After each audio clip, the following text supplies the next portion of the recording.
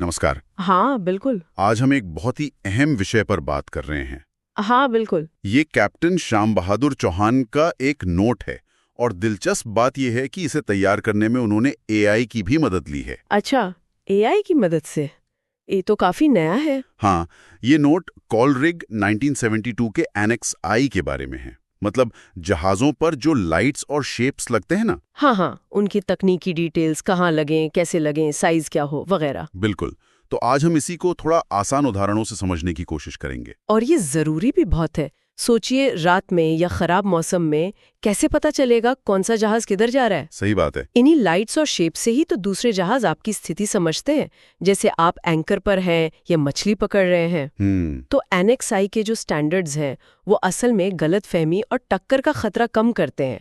समुद्री सुरक्षा की ये बुनियाद है, कह सकते हैं। तो चलिए शुरू करते हैं। सबसे पहले शायद कुछ परिभाषाएं देख लें।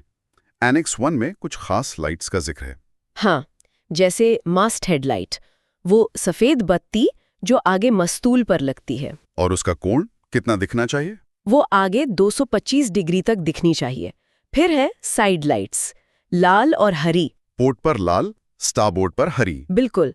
और एक स्टर्न लाइट भी होती है जो पीछे दिखती है, 135 डिग्री। अच्छा, और दिन के लिए शेप्स भी हैं, जैसे बॉल, डायमंड। हाँ, बॉल, डायमंड, सिलेंडर। एनेक्स 1 इन सबके माप और आकार तय करता है। और मजे की बात यह है कि यही सारे टर्म्स, मतलब मास्टर्ड लाइट, साइड लाइट, ये सब कॉलरिग के नियम 21 से 31 में बार बार आते हैं। बिल्कुल सही। इसलिए इनको ठीक से समझना बहुत जरूरी है। अगर यही नहीं पता कि मास्टर्ड लाइट क्या है, तो नियम 33 कैसे समझेंगे? एकदम सही। अच्छा, अब इनकी पोजीशनिंग की बात करते हैं। मतलब ये लगनी कहाँ चाहिए। पहले ऊंचाई की बात करें, वर्टिकल। हाँ, वर्टिकल पोजीशनिंग का नियम सीधा है।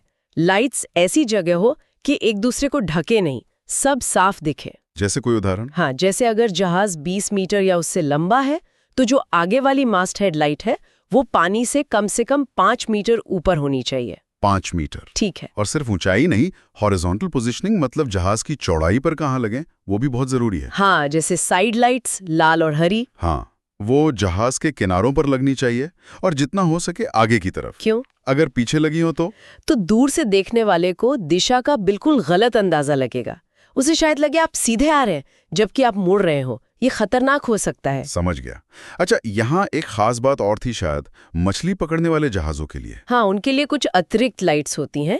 जैसे एक ट्रॉलर है, मछली पकड़ रहा है, तो अपनी हरी और सफेद लाइट्स के अलावा हाँ। वो एक पीली फ्लैशिंग लाइट भी इस्तेमाल कर सकता है, ये बताने के लिए कि उसका नेट किस तरफ है, ताकि दूसरे जहाज उधर से बचकर निकलें। बिल्कुल, एक तरह की चेतावनी। और दिन में जब लाइट्स उतनी असरदार नहीं होती तब शेप्स काम आते हैं। वो आकृतियां, जैसे कोई जहाज एंकर पर खड़ा है तो दिन में उसे आगे एक काली गेंद लगानी होगी, ब्लैक बॉल। और अगर जहाज चल नहीं पा रहा, नॉट अंडर कमांड, तब 2 काली गेंदें एक के ऊपर एक। ये शेप्स दूर से ही बता देते हैं कि जहाज की स्थिति क्या है। और ये लाइट सिर्फ सही जगह लगाना काफी नहीं है शायद, इनका रंग और चमक। हाँ, वो भी एकदम सटीक होना चाहिए। आईएमओ ने रंगों के लिए खास कोड तय किए हैं, लाल, हरा, सफेद, पीला। मतलब लाल है तो एकदम लाल दिखना चाहिए, थोड़ा नारंगी जैसा नहीं। बिल्कुल। जरा सा भी शेड इधर उधर हुआ तो भ्रम हो सकता है, खासकर रात में या दूर से। और चमक का क्या, इंटेंसिटी? वो भी बहुत महत्वपूर्ण है। नियम बताते हैं कि लाइट कितनी दूरी से दिखनी चाहिए। यह जहाज के आकार पर निर्भर करता है। जैसे 50 मीटर से लंबे जहाज पर मास्टर्ड लाइट कम से कम 6 नॉटिकल माइल से दिखनी चाहिए। 6 नॉटिकल माइल, मतलब करीब 11 किलोमीटर। हाँ, और साइड लाइट्स 3 नॉटिकल माइल से लगभग 5.5 किलोमीटर। और इनका कोण भी एकदम सटीक होना चाहिए ना, वो आर्क ऑफ विजिबिलिटी। बिल्कुल। जैसे साइड लाइट्स का कोण ठीक आगे से 112.5 डिग्री। कैप्टन चौहान के नोट में भी इस पर जोर है कि 1 डिग्री से ज्यादा की गड़बड़ी भी नहीं चलेगी। सिर्फ 1 डिग्री सुनने में कम लगता है। हाँ, पर समुद्र में दूरी और गति के हिसाब से ये 1 डिग्री भी दिशा समझने में बहुत फर्क डाल सकता है। अच्छा, एक और लाइट का जिक्र था, मैनूवरिंग लाइट। हाँ, मैनूवरिंग लाइट। ये आमतौर पर पीली फ्लैशिंग लाइट होती है। ये कब इस्तेमाल होती है? जब जहाज टक्कर टालने के लिए मुड़ रहा हो, साथ में साउंड सिग्नल भी दिया जाता है। ये पास के जहाजों को साफ बताता है कि देखो, मैं मुड़ रहा हूँ। ये तो बहुत काम की चीज है। और इन सब तकनीकी बातों के अलावा एक और बहुत जरूरी चीज है। वो क्या? हर लाइट और शेप को फ्लैग स्टेट से मंजूरी मिलनी चाहिए, जैसे भारत में डीजी शिपिंग से। अच्छा, मतलब इंस्टॉल करने से पहले अप्रूवल लेना पड़ता है। हाँ, या बदलने के बाद। ये पक्का करता है कि सब कुछ स्टैंडर्ड के मुताबिक है। एक तरह का क्वालिटी चेक है ये। तो कुल मिलाकर एनेक्स आई की ये जो बारीकियां हैं, ये जानना सिर्फ नियम याद करना नहीं है। नहीं, बिल्कुल नहीं। ये एक तरह से सुरक्षित और कह सकते हैं एक आत्मविश्वासी मैरिनर बनने के लिए जरूरी है। बिल्कुल। ये छोटी छोटी चीजें ही समुद्र में बड़ी दुर्घटनाओं को टालती हैं। लेकिन एक बात साफ कर दें जी, कि ये चर्चा सिर्फ जानकारी और अभ्यास के लिए। हाँ, ये बहुत जरूरी है। हमेशा असल स्थिति में आईएमओ के ऑफिशियल दस्तावेज ही देखने चाहिए, जैसे COLREG 1972 का लेटेस्ट टेक्स्ट, MSC सर्कुलर और अपनी कंपनी की गाइडलाइंस। सही कहा, ज्ञान जरूरी है, पर नियमों का सटीक पालन उससे भी ज्यादा। बिल्कुल।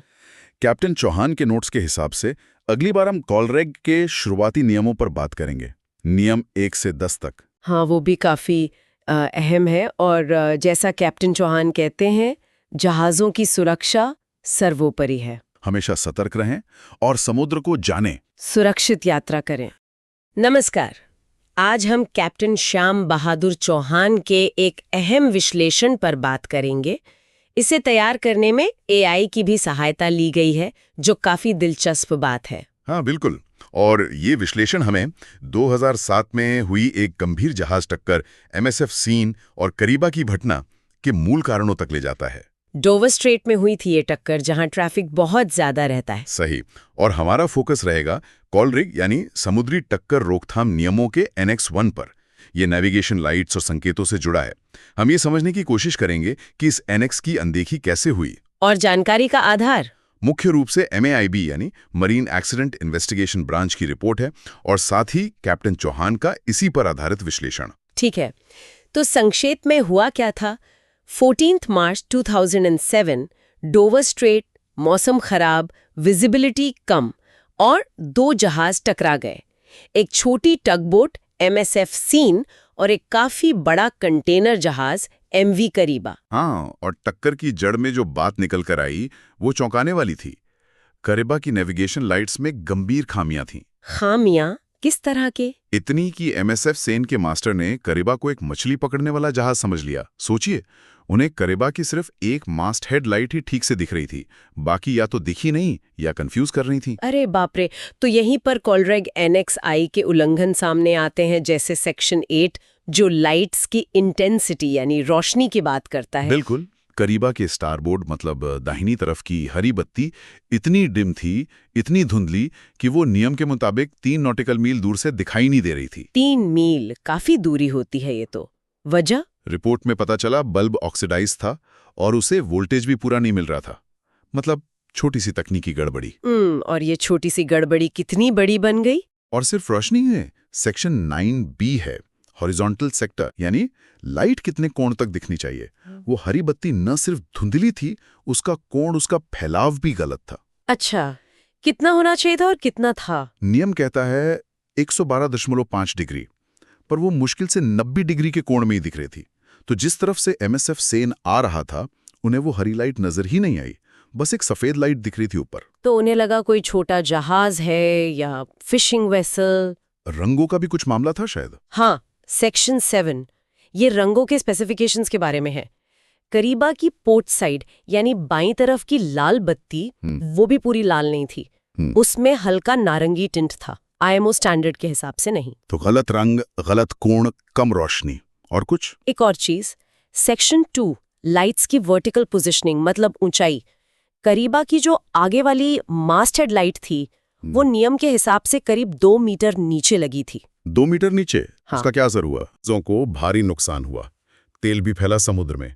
गनीमत थी कि कोई जानी नुकसान नहीं हुआ, पर सबक बहुत बड़े मिले। क्या सबक थे मुख्य? पहला और सबसे जरूरी, सोलास का नियम, सेफ्टी ऑफ लाइफ एट सी। ये साफ कहता है कि नेविगेशन से जुड़े किसी भी उपकरण में, खासकर लाइट्स में, अगर कोई खराबी है तो जहाज को यात्रा शुरू ही नहीं करनी चाहिए, उसे ठीक करना अनिवार्य है। करीबा ने ये नहीं किया। ये तो बुनियादी बात है। बिल्कुल। दूसरा, लाइट्स के पैटर्न को सही पहचानना। एनेक्स आई में अलग-अलग जहाजों के लिए अलग पैटर्न है। करीबा की गड़बड़ लाइट्स ने पूरा कंफ्यूजन पैदा कर दिया। और वो क्रॉसिंग वाली स्थिति? हाँ, COLRG rule 15 classic crossing situation थी। MSF सेन के दाईं ओर कारीबा था, तो सेन को रास्ता देना था, वो गिववे वेसल था। कारीबा को अपनी गति और दिशा बनाए रखनी थी, वो स्टैंड ऑन वेसल था। पर लाइट्स की गड़बड़ी से सेन ने स्थिति को गलत समझा। और शायद उन्हें शक होने पर सिग्नल देना चाहिए था। बिल्कुल। नियम 34D कहता है, शक हो तो 5 छोटे और तेज साउंड सिग्नल दो। वो भी नहीं हुआ। और एक और बात थी शायद, उपकरणों के सर्टिफिकेशन की। हाँ, बहुत महत्वपूर्ण। जांच में पता चला कि कारीबा पे जो लाइट्स लगी थी वो उसके फ्लैग स्टेट यानी डच अथॉरिटी से अप्रूव्ड ही नहीं थी, जबकि एनेक्स 1 का सेक्शन 14 कहता है कि सिर्फ प्रमाणित उपकरण ही इस्तेमाल करने हैं। तो पूरी घटना यही दिखाती है कि COLRG एनेक्स 1 के तकनीकी नियम कितने ज्यादा जरूरी हैं। ये सिर्फ कागजी बातें नहीं हैं। सही कहा। कैप्टन चौहान ने अपनी चेकलिस्ट में रोजाना, साप्ताहिक, मासिक जांच की बात की है। ये सिर्फ फॉर्मेलिटी नहीं, ये सुरक्षा की गारंटी है। जरा सी लापरवाही और नतीजा भयानक हो सकता है। बिल्कुल। तो अंत में सोचने वाली बात यही है कि समुद्री सुरक्षा की इस पूरी श्रृंखला में वो सबसे कमजोर कड़ी अक्सर वही होती है जिसे हम सबसे मामूली तकनीकी डिटेल समझकर नजरअंदाज कर देते हैं। हाँ, और शायद इन नियमों के पीछे का क्यों समझना ही हमें भविष्य में ऐसी दुर्घटनाओं से बचा सकता है।